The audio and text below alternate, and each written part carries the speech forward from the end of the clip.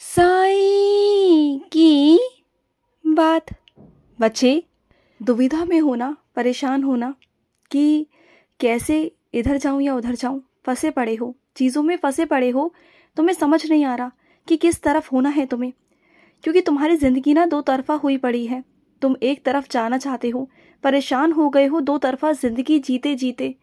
अब तुम एक को चुनना चाहते हो, एक तरफ होना चाहते हो, अपनी ज़िंदगी में सुकून चाहते हो, अपनी ज़िंदगी में शांति चाहते हो, और चाहते हो कि चाहे ज़िंदगी कैसी भी हो लेकिन ज़िंदगी में सुकून ज़रूर हो, एक छोटी सी खुशी ज़रूर हो, प्यार ज़रूर हो, विश्वास हो। बस वही चाहते हो तुम। अब फंसे पड़े हो, दुविधा में हो कि जाऊं तो जाऊं किस तरफ, इस तरफ कि इस तरफ। कहीं ये ना हो कि जो फैसला लेने जाऊं उसके विपरीत ही सब कुछ हो जाए। तुम्हें बहुत परेशानी हो रही है ना चीज़ों को समझने में, क्योंकि कुछ चीज़ें तुम्हारे हिसाब से इधर सही हैं तो कुछ चीज़ें तुम्हारे हिसाब से उधर सही हैं। कहीं भी तुम ना पूरी तरीके से विश्वास नहीं कर पा रहे हो चीज़ों के ऊपर कि तुम जाओगे किस तरफ। परेशान हो रहे हो, दुविधा में हो, ऐसा लग रहा है कि जैसे मझधार में फंस गए हो और साईं आए और वहाँ से निकाल कर तुम्हें ले जाए। तो सुनो मेरी बात को, तुम्हारे रास्ते बहुत साफ है जो तुम्हें दिखाई नहीं दे रहे, और मैं तुम्हें किसी उलझनों में, किसी दुविधा में नहीं फंसाना चाहता, बिल्कुल नहीं फंसाना चाहता, ना इधर ना उधर।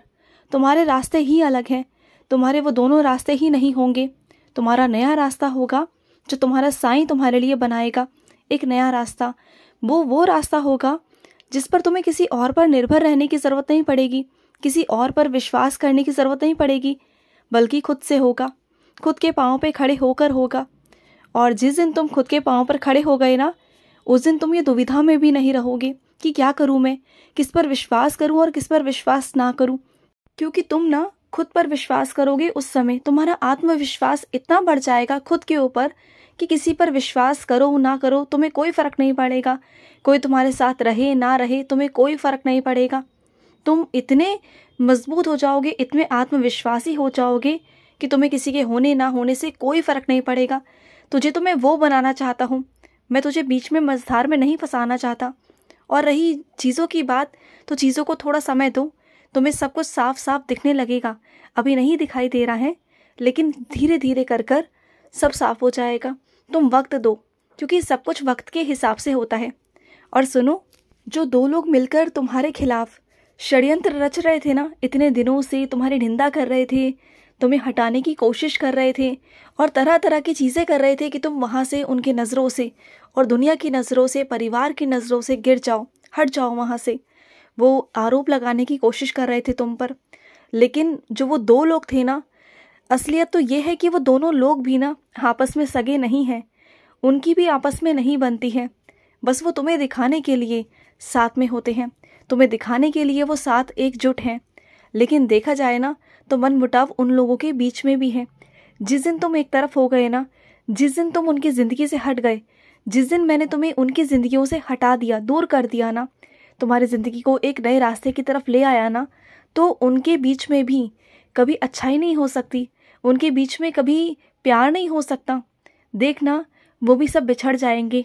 वो सिर्फ एक इसलिए है तुम्हारी वजह से, क्योंकि तुम ना उन सभी के शत्रु हो, तुम उन सभी के दुश्मन हो, तुम उन सभी की आंखों में खटकते हो। इस वजह से आज वो सब एकजुट होकर घूम रहे हैं। लेकिन जब तुम ही हट जाओगे ना, तो उनका जो एकजुट है ना, वो सब कुछ टूट जाएगा, सब कुछ बिखर जाएगा। तुम देख लेना, वहाँ के लोग सब मतलबी हैं और सब अपने अपने लिए काम करते हैं, अपने लिए जीते हैं। और जब अपनी अपनी बात आएगी ना, तो देख लेना तुम, सब एक एक तरफ हो जाएंगे, कोई किसी के साथ नहीं खड़ा रहेगा। आज जो तुम्हें दिखाते हैं ना कि सब एकजुट बनकर घूम रहे हैं, तुम देख लेना। और कई बार ऐसा हुआ भी है, कई बार उनके बीच में लड़ाई झगड़े हुए भी हैं, बस तुम्हें दिखाई नहीं गए। तुमसे बचाकर कुछ चीज़ें की जाती हैं, बस यही चीज़ें हैं कि तुम्हारे सामने अगर लेकर आएंगे ना, तो उनका जो जुड़ाव है वो ख़त्म हो जाएगा तुम्हारे सामने। बाकी अंदर कुछ नहीं है, अंदर खोखले हैं सब लोग।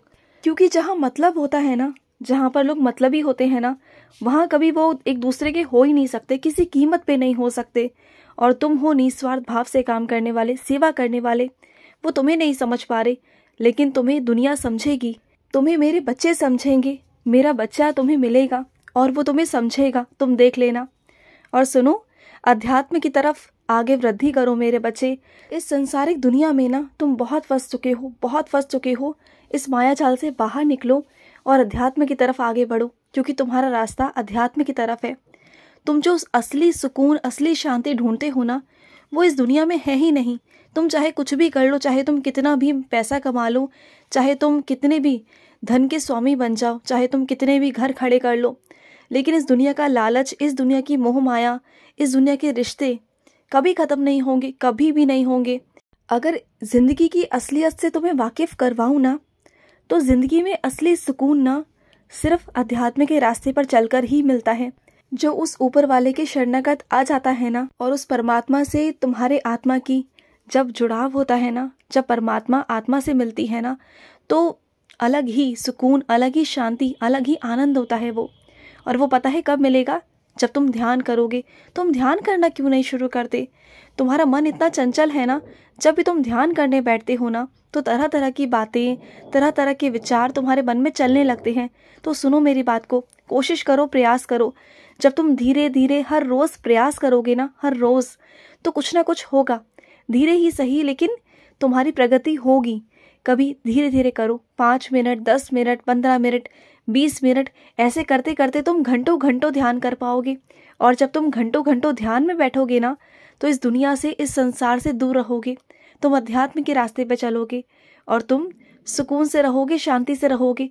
फिर तुम्हें फ़र्क नहीं पड़ेगा इस दुनिया में क्या हो रहा है ना, तुम्हें फ़र्क नहीं पड़ेगा। बाहरी दुनिया से तुम्हें फ़र्क नहीं पड़ेगा, तुम्हें अंदर की दुनिया से फ़र्क पड़ेगा। और वो अंदर की दुनिया बहुत खूबसूरत है।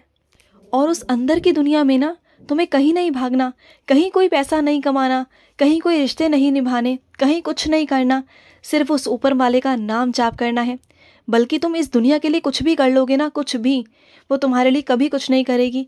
लेकिन अगर तुम उस ऊपर वाले से जुड़ कर ना, उस परमात्मा में लीन हो जाओगे ना, एक बार बस उनका नाम ही लोगे ना, उनका एक बार नाम लेने से ही ना तुम्हारे जन्मों जन्मों के पाप नष्ट हो जाएंगे, तुम्हारा भविष्य सुंदर हो जाएगा।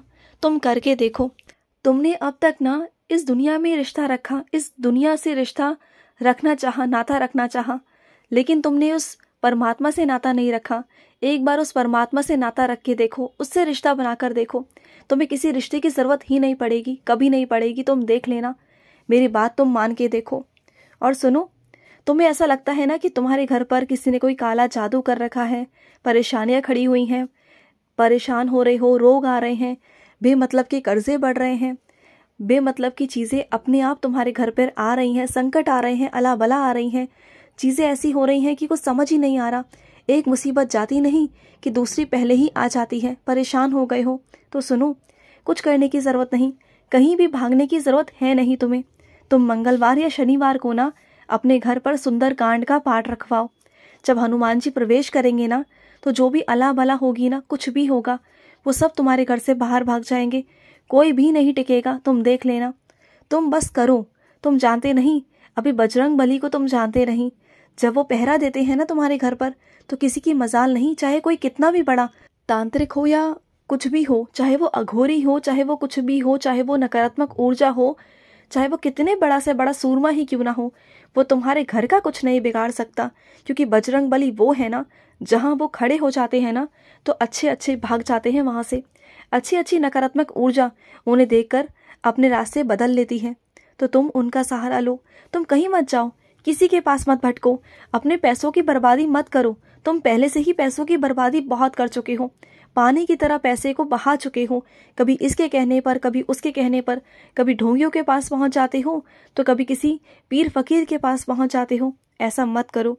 और ध्यान रखना, जो तुमसे पैसा मांगता है ना, वो कभी तुम्हारे लिए कुछ नहीं करेगा।